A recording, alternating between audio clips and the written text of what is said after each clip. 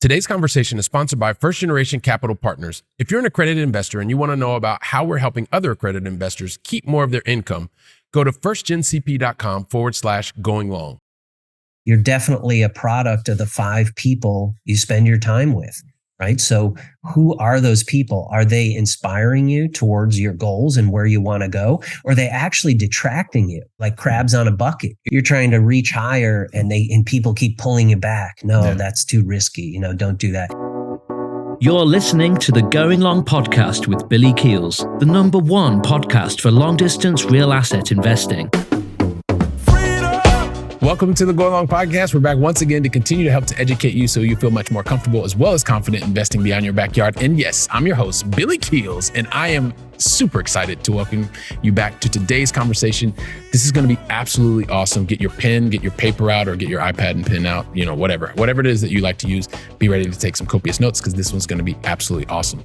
I also want to thank so many of you for continuing to post across social media. You're doing your screenshots, you're tagging us, you're starting to do that. Tag us even more. We love being able to see that. It doesn't matter what platform you're on. I know a lot of you are on LinkedIn and stuff like that, but tag us. We appreciate that. We also appreciate the honest written reviews as well as ratings. So thank you for doing those. If you haven't had a chance to do that, obviously you can do that.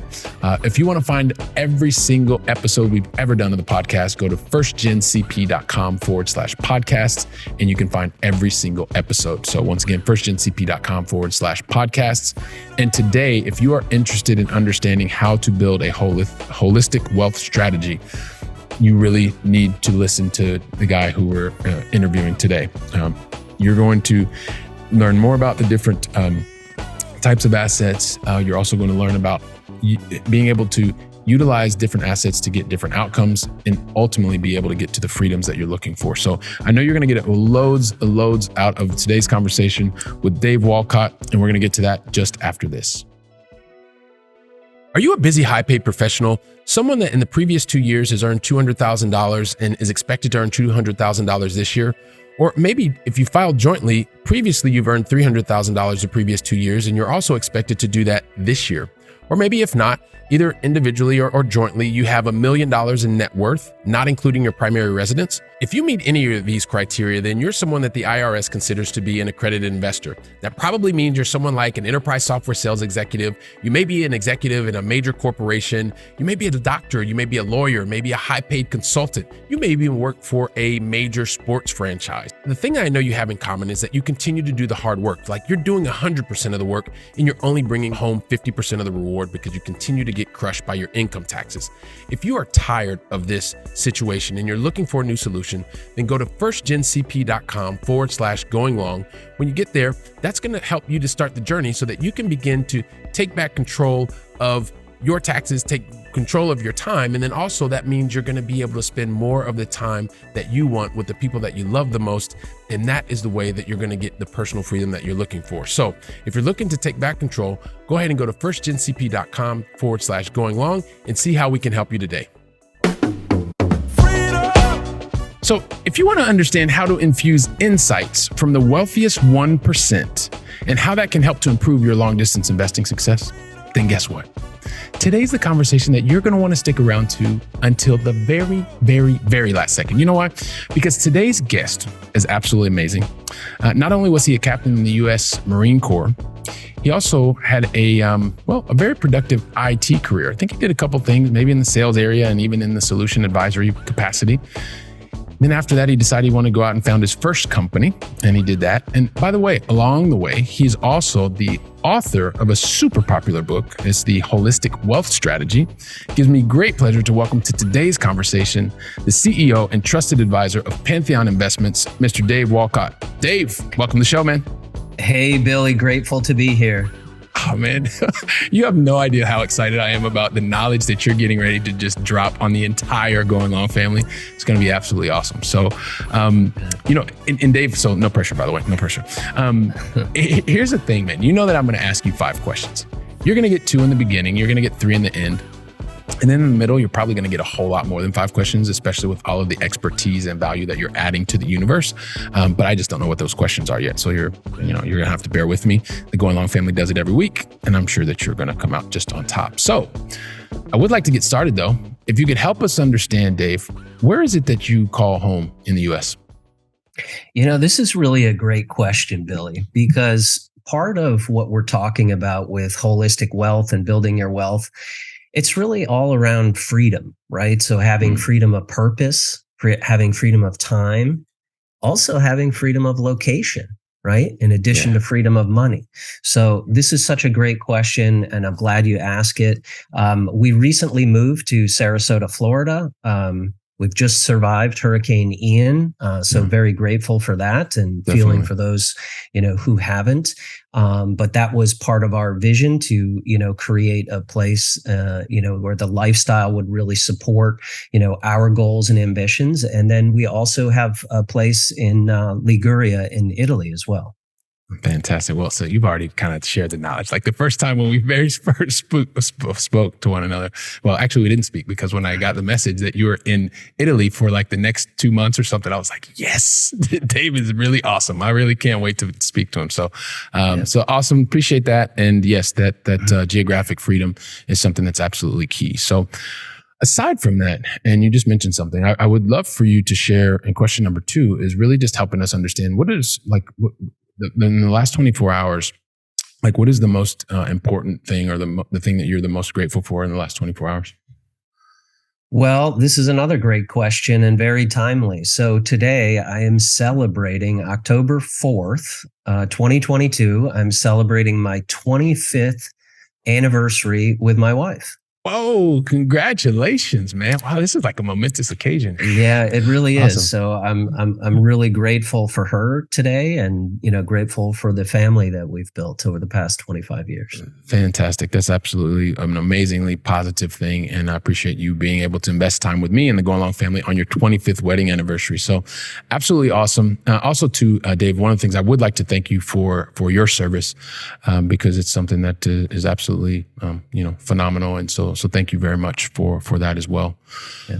So here's the thing though, Dave, like one of the things that I would like to just kind of confess to you is that I have this I'm a recovering perfectionist. So sometimes I try to do things that are really over the top. Like it's not even possible to do them. For instance, try to tell your entire backstory in 2.5 seconds, right? That's just something that was never, ever going to happen. But I try, because I always try to keep the bar really, really high.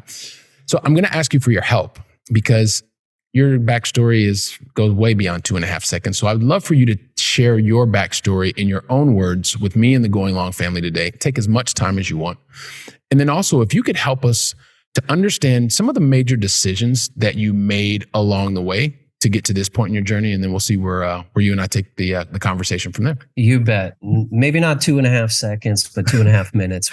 We could keep it short, so. or even longer if you want, man. It's your story. You're allowed to take as much time as you want. Yeah, you bet. So as you talked about, I finished school and did the ROTC program in college, right? So that was my transition into the Marine Corps we kind of talked about. And then served my country for 4 years. And then after that, really got into corporate America. And that's when I started getting into the tech industry and working in tech and working for corporate. And then in 2000, my wife and I literally won the baby lottery and had triplets.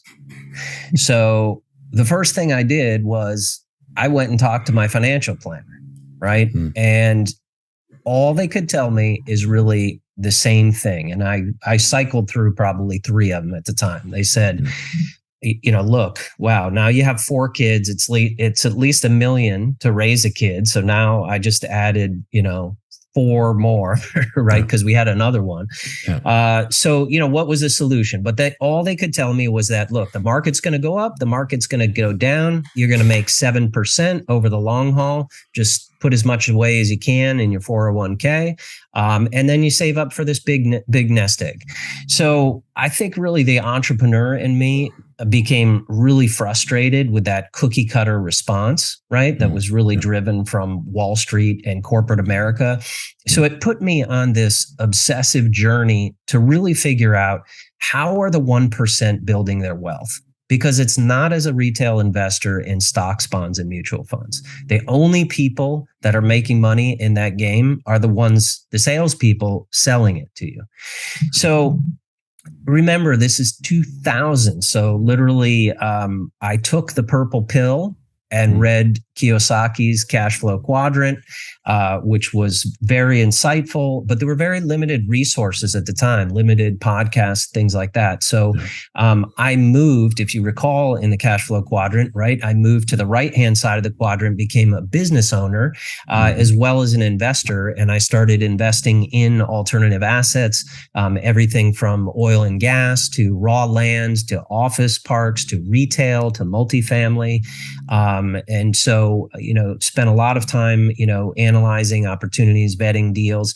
And then at the same time, I became a business owner and started that tech consulting business you had mentioned. And running a business is where I just really learned a lot about taxes.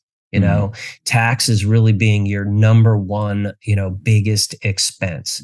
So fast forward to today, and what Pantheon really is an instantiation of those past 20 years of learning and mistakes that I've made, all through those years. And what I wanted to do was, really two things, is to help other investors identify these alternative asset classes, right, that aren't really talked about by Wall Street, as well as provide some exclusive access to some of these, top deals that people might, not really know about.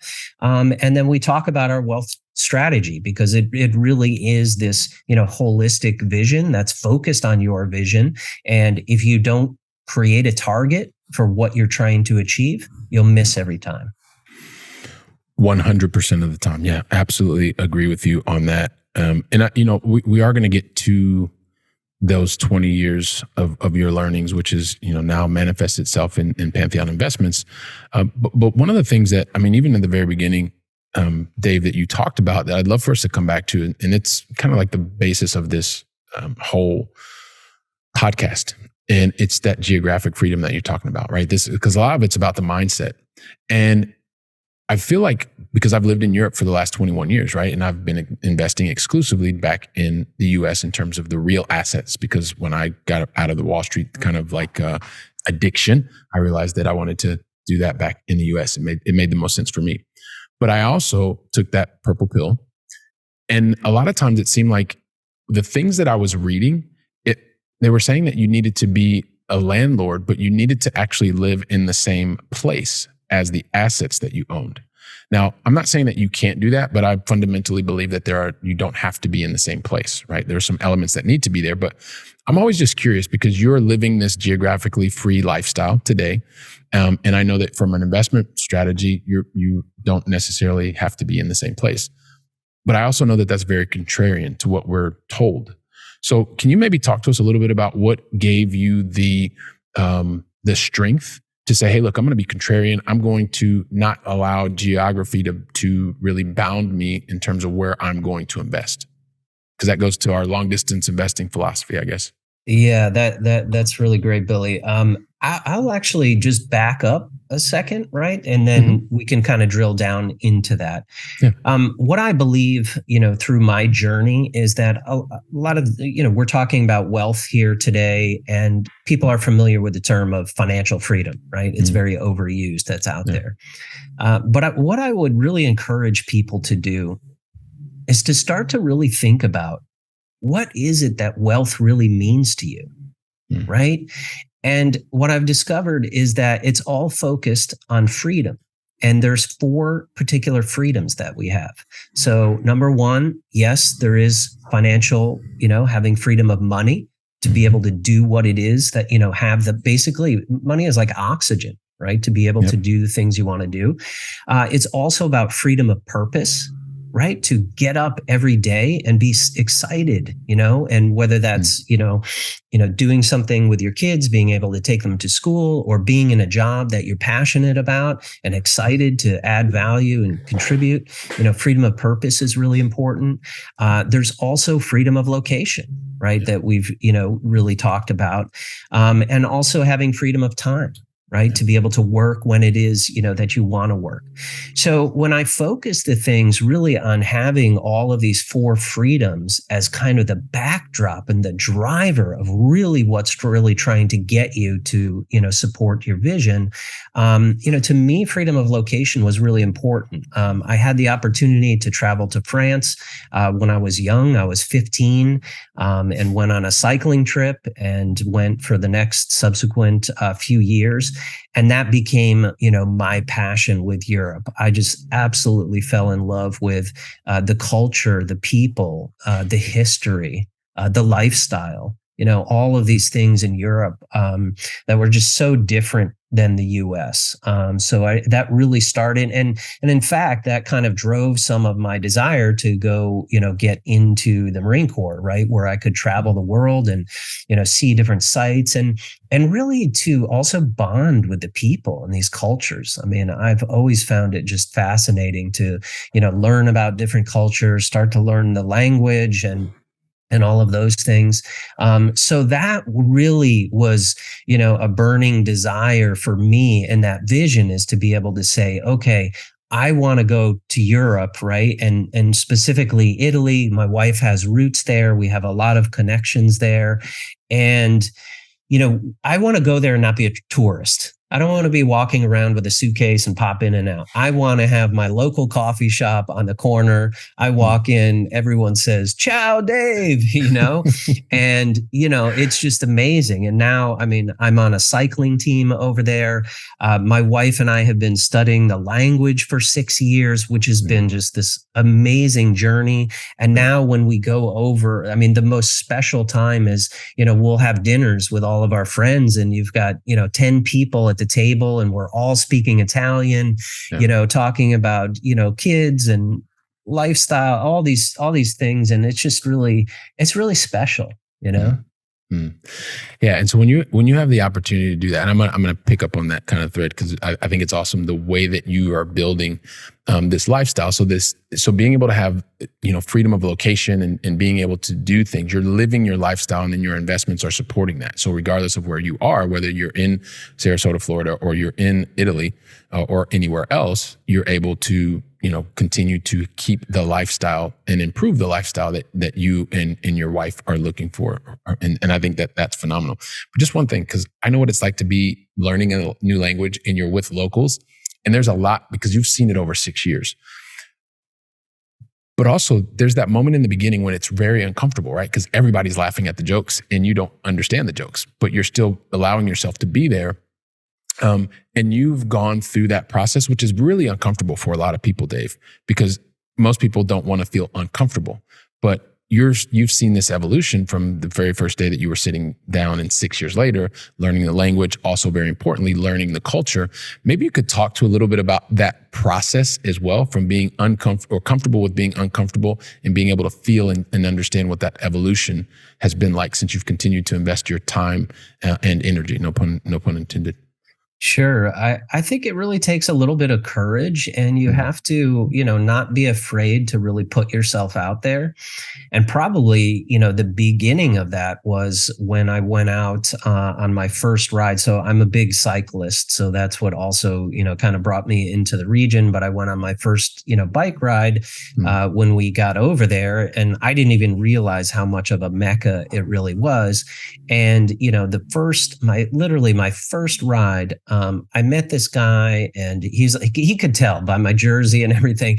Oh, Americano, right? And so we start talking and, I'm fumbling through words. He knew some English and everything, but you just had to be, you have to be comfortable with being uncomfortable. You don't really understand everything that's going on, the expressions, the language and things like that. And then that actually transitioned the next day into, he said, you have to come ride with all my friends. So then I've got, the next day I've got 8 Italians that I'm riding with for the next 5 hours. And these guys, are really crazy. We'll ride for 5 hours, you'll be climbing up the mountains and then you're trying to have a conversation in Italian. Italian, but I think, to your point, you have to be comfortable with being uncomfortable. You have to put yourself out there a little bit.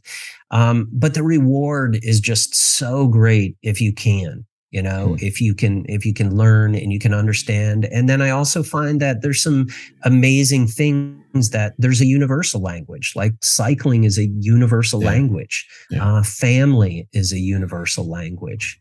So these things that, you can bond with the locals about is really great.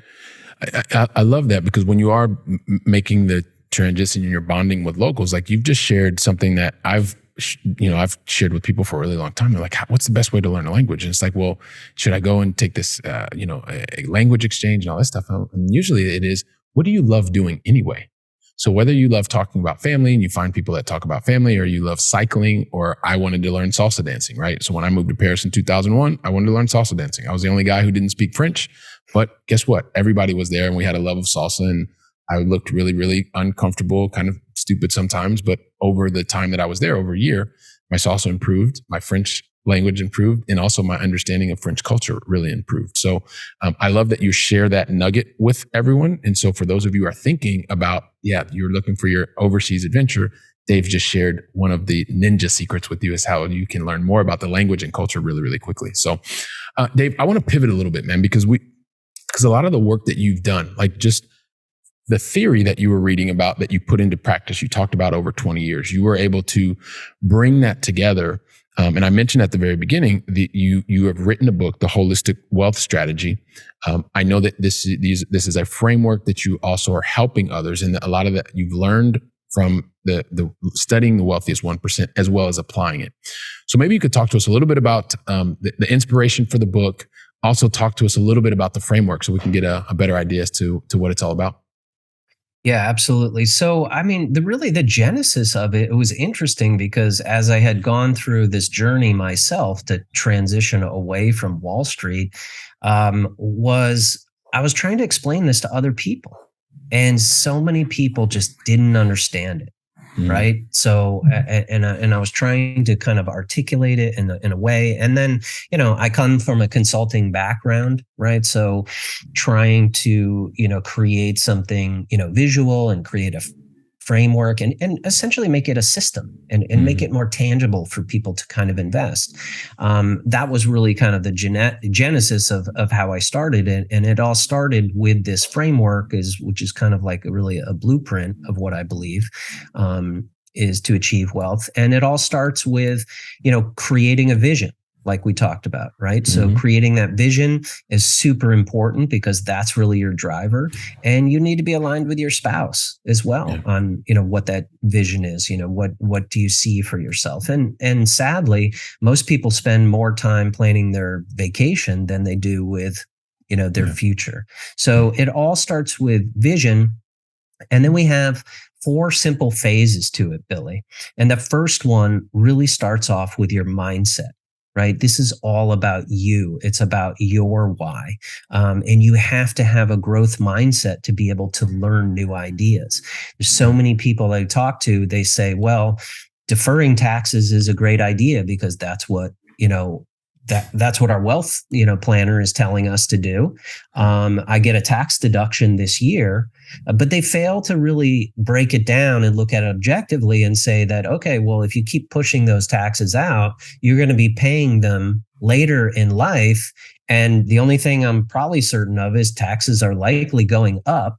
They also make a faulty assumption, and they say that, well, you'll likely be in a lower tax bracket. I don't know about you, but I want to be wealthier even, in my later years than now, right? Yeah. So why would I be in a lower tax bracket? I should be technically in a higher tax bracket. Yeah. So you have to actually take limiting beliefs and dispel limiting beliefs.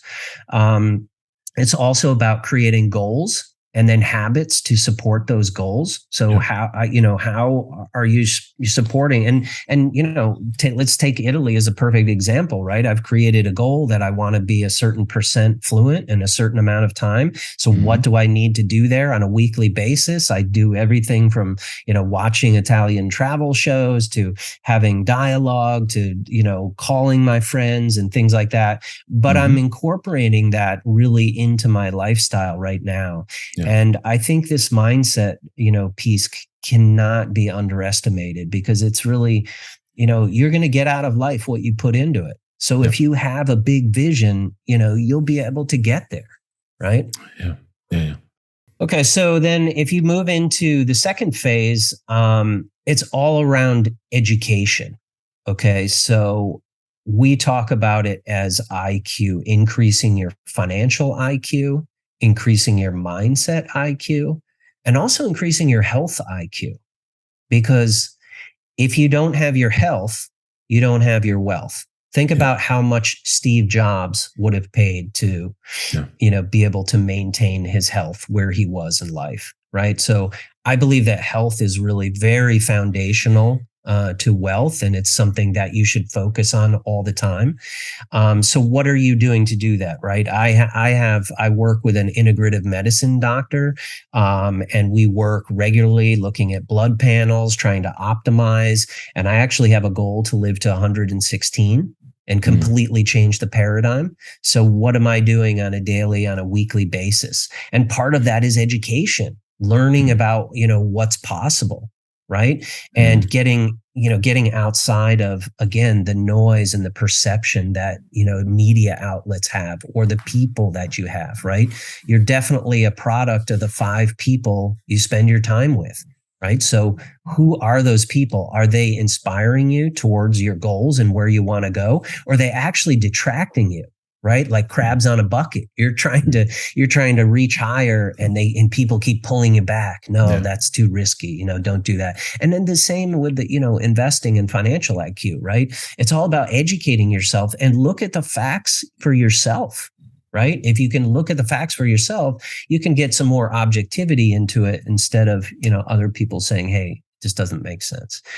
So that's kind of the second phase. And we talk about building a team around you as well. So, and this is kind of this alternative team that might consist of an asset protection attorney.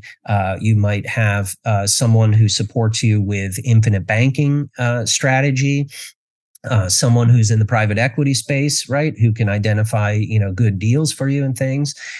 So, creating that team is really important. And then we go into this phase around really creating your infrastructure.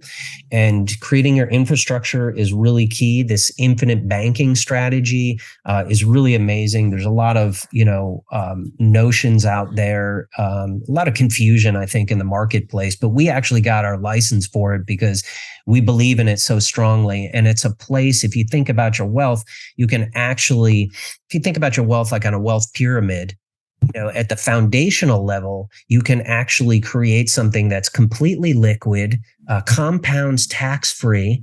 You have creditor protection against it, and you have this ability to actually borrow against it to go, put into deals, invest in different deals, or invest in, other, different things. It's your money, right? So you start to create this strategy of actually becoming your own bank, right? Which becomes very powerful versus the other way of just taking on credit, right? And kind of being a slave to lenders.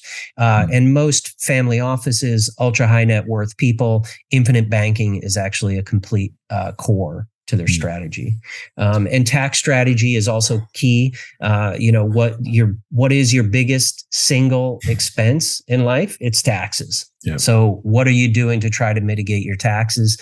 That's a key piece. And then in the last phase, we just move into asset repositioning. Because most people might say, okay, if they've come this far in the journey, they might say, well, I get this sounds good, but I don't have 50,000 sitting around to go invest in something. Well, the last time I checked, the most Americans, probably over 90% of at least Americans and likely Europeans as well, assets are sitting in government-sponsored qualified plans or in their primary residence.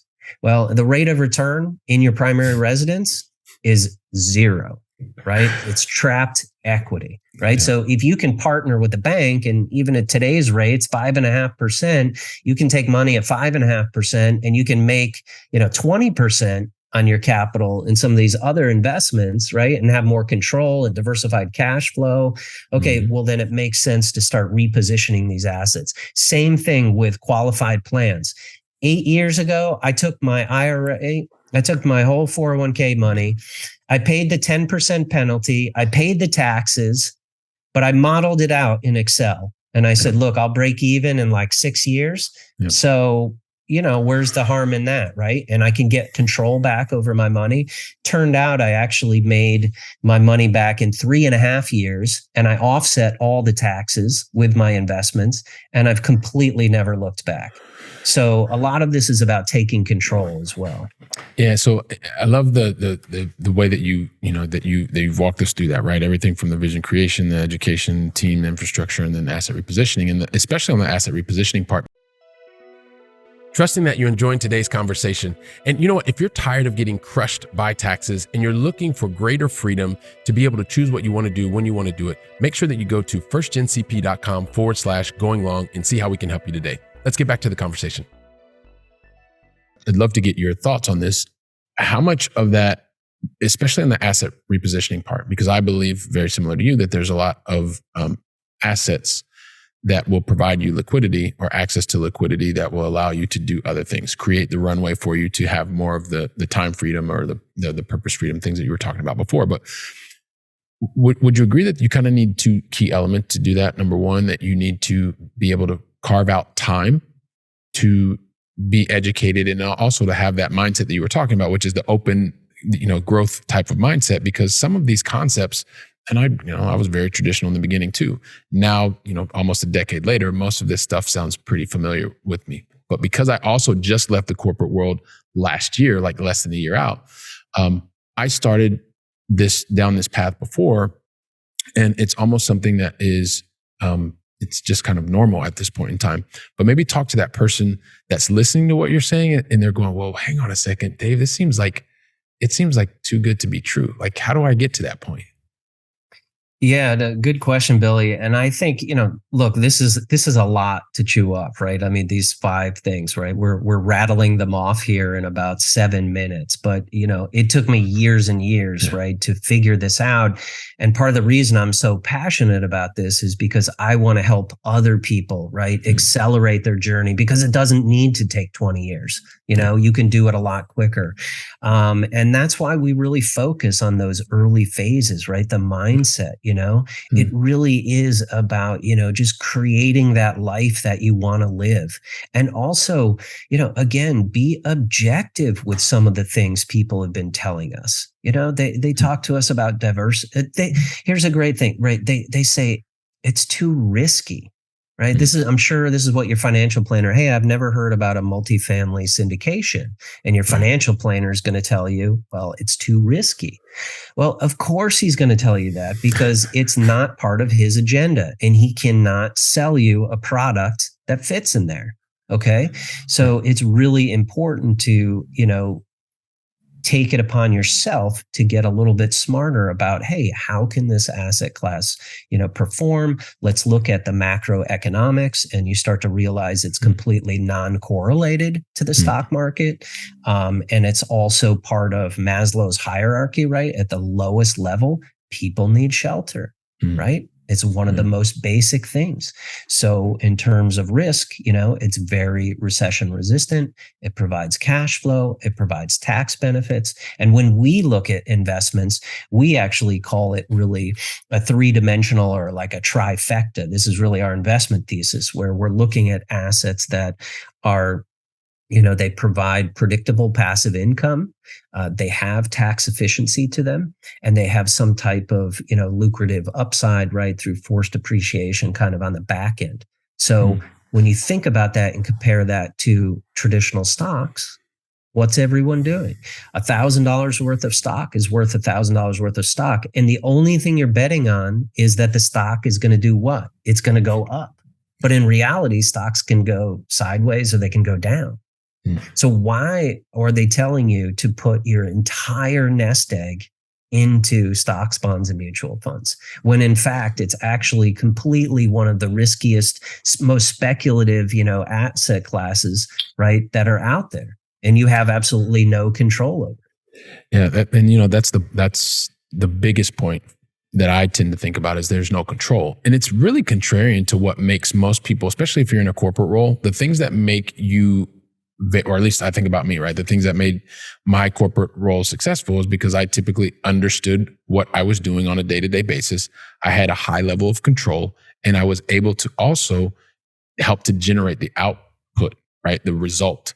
But when you have no control, you're not able to generate the output, but you put 100% or let's say 90+% of your livelihood in this kind of thing. It just seems very, it just goes against everything that makes most people that are, especially in corporate life, makes them successful. And we do it anyway. Think about this, Billy, right? Think about the bigger picture here. So corporations and the government, right? Think about their side of the equation. If you put your money in a 401k, right?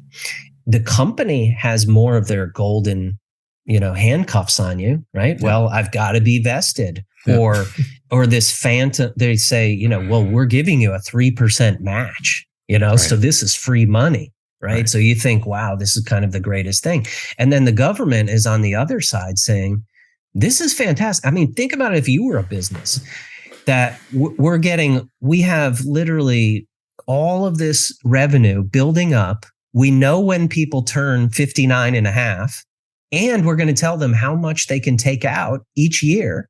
Yeah. Right. And they're going to have to pay taxes on that. So we're going to know, right? It's coming out at ordinary income tax. So we completely know what our revenue stream is. I mean, the thing is completely, set up for them to win.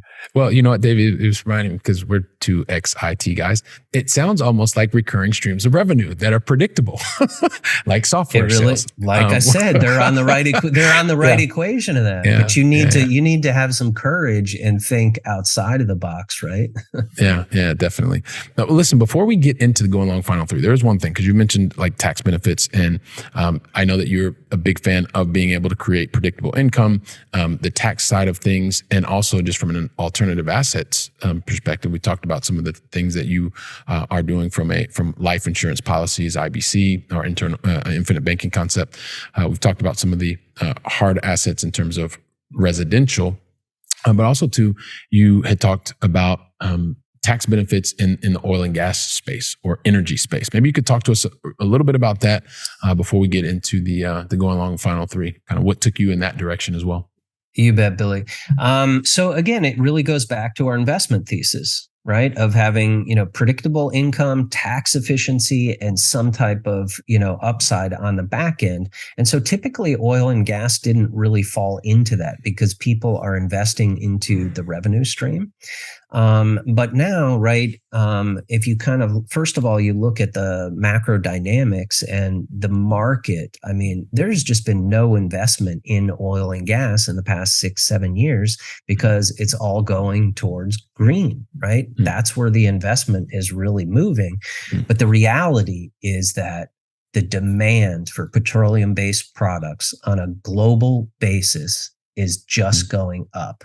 And then coming into this Maslow's hierarchy again, energy is at the core. I mean, we just went through the hurricane here and people without power for a week. I mean, it crippled everyone, right? Mm-hmm. You need energy to do just about anything it is you want to do.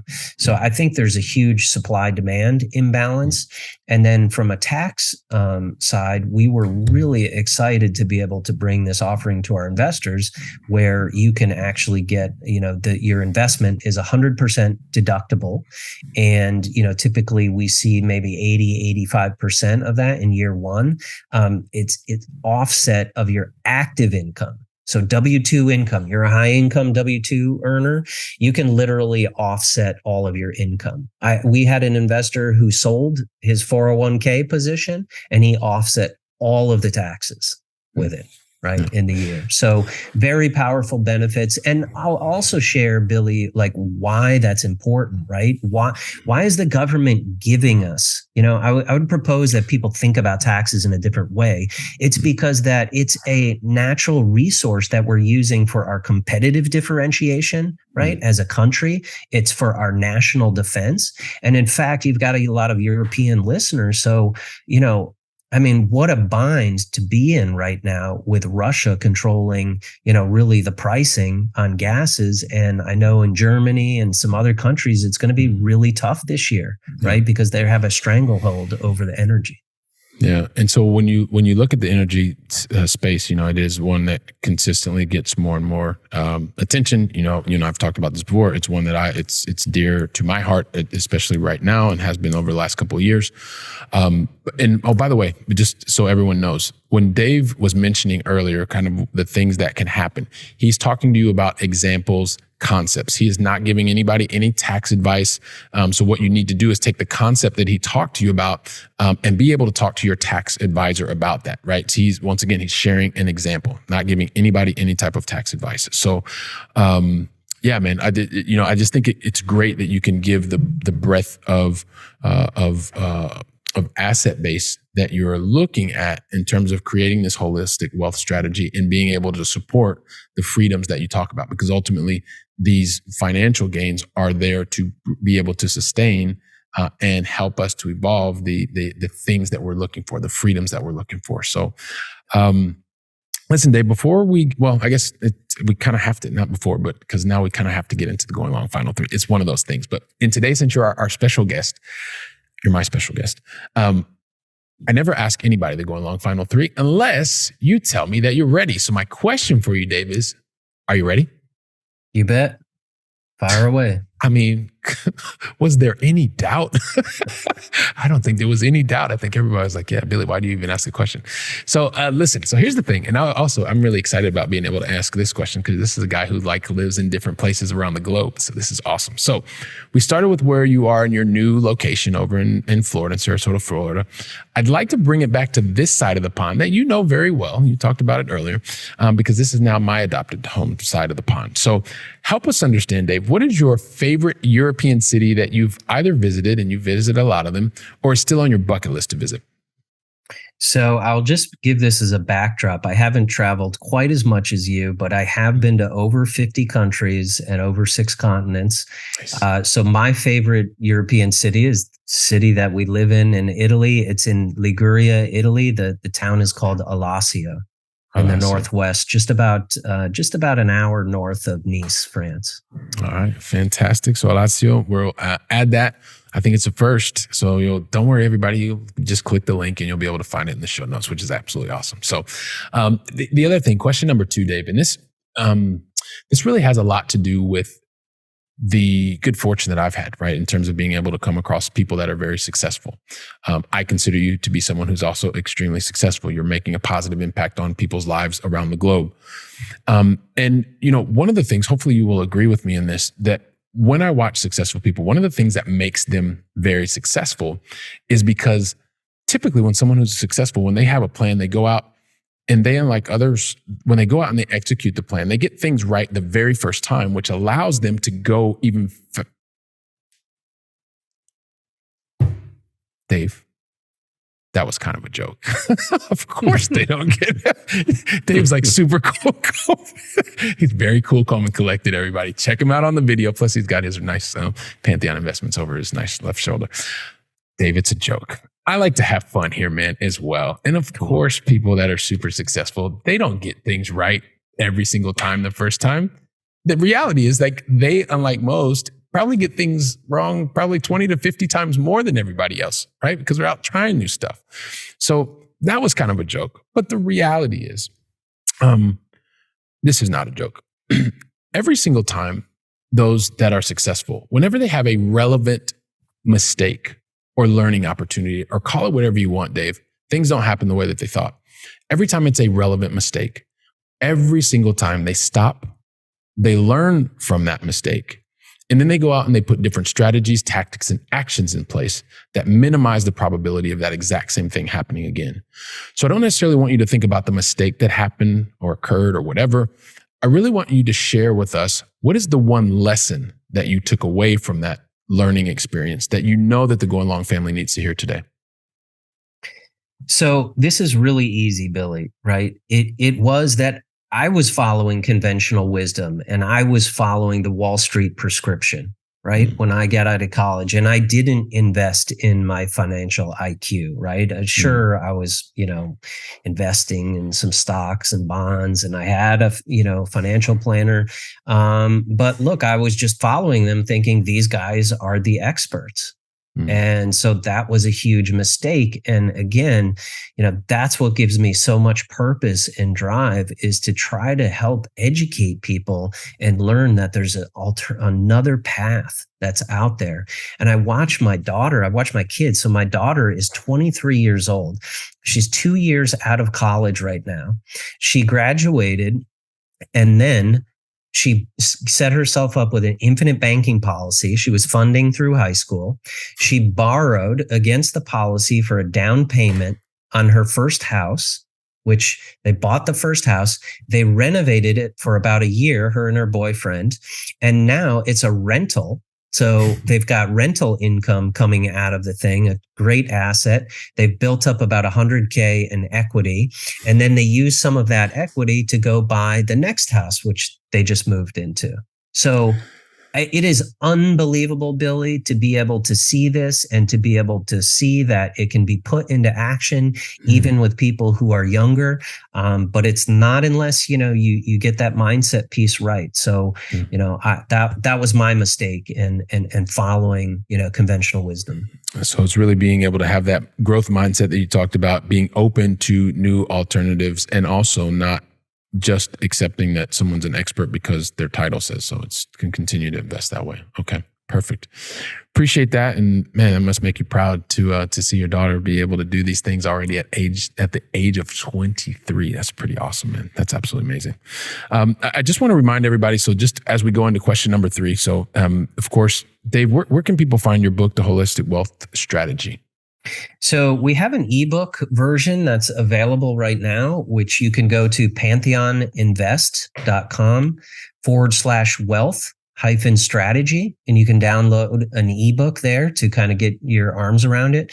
And we are going to be launching a full books coming out in January. Really excited. I've actually finished it and have been working with a professional publisher this year. So, excited for that to come out. So look for that in Q1 sometime. All right. Fantastic. Perfect. And so just into question number 3, then the very last one is to help us also feed our minds. Would love for you to share with us, what is the one book that you would recommend with the Going Long family today? Yeah, there's so many good ones out there, but obviously, I know I'm pressuring you because I know you love to read. Cash Flow Quadrant was really, like, if you're starting your journey off, I would have to say that the Cash Flow Quadrant is literally one of the best reads that's out there. Especially if you're in the early journey. Awesome. All right. Perfect. So we're going to head and add that as well. And don't worry, everybody. Like I said, there's going to be a link. All you have to do is click it. You don't have to write it down. So if you're running on the treadmill or cooking dinner or whatever, don't worry. Just it'll be there for you. So I can't believe how quickly these conversations go by, Dave. Like, I'm just thinking about you talking at the very beginning that you were in part of your ROTC program. And then from there, you did your 4 years in the corporate, and you did your tech time. And then you got this wonderful gift in 2000, gifted with triplets, man. That was awesome. Just absolutely amazing, man. Family, four children, and being able to go there. You took your purple pill and you saw the cash flow quadrant, and then you realized that it was about being able to move from the left side of the quadrant to the right side of the quadrant. And so you took that theory, and then also over the span of 20 years, really took a lot of focus in learning about the wealthiest 1%, being able to take that theoretical knowledge, apply it to your own life, and gain real world experience. And as you've done that, you have continued to realize that it's not just about being part of the the Wall Street plan, it's about really being able to create your own plan, being able to have your framework, follow the framework, the one that you talked to us about as you looked at the holistic wealth strategy framework, where you took us through. And if you want to actually listen to everybody again, you can take a listen to it because there's loads and loads of information. And, as you're going out and you're continuing to make impact on lives, everybody is listening, Dave, and they're like, yeah, Billy, just ask him the question, man. Stop talking about all this stuff. So I'm sure that everybody in the Going Long family wants to understand, Dave, what is the best way to contact you or contact you and your team so we can find out more about what you're doing at Pantheon Investments? Yeah, again, I'll just point you to that link, pantheoninvest.com/wealth-strategy, where you can get a free copy of that book, and then you'll get on our newsletter. We have like a newsletter that comes out. There's also a link to my calendar if anyone wants to set up a conversation. Love to have these type of strategic discussions about building wealth together. And yeah. All right. Awesome, man. Well, listen, Dave, on behalf of the entire Going Long family, I'd like to thank you very, very much for deciding to invest your time with me, with us, and sharing your knowledge today. So thank you very much. Really appreciate it. Thanks a lot, Billy. Really grateful to be here and connect with your audience as well. All right. Awesome, man. So if you give me like 15 seconds, we'll wrap things up really quickly. Just want to chat with the Going Long family. Everybody, listen, Dave left you so much value. He talked to you, walked you through the framework. Take the framework. Share it with your family, share it with your friends, share today's episode so they can listen to themselves. And then the two of you can have a conversation, or the 4 or 5 of you get together and you take the theory and you put it into practice. Dave's even giving you an opportunity to reach out to him, find out more about what he's doing. So while you're working on that, building your knowledge, building your education base, I'll be here preparing for the next conversation. So until then, go out and make it a great day. And thank you very much. Trust that you enjoyed today's conversation. And once again, today's conversation was sponsored by First Generation Capital Partners. If you're an accredited investor and want to find out more about how we're helping accredited investors to gain their personal freedom even faster, go to firstgencp.com/going long.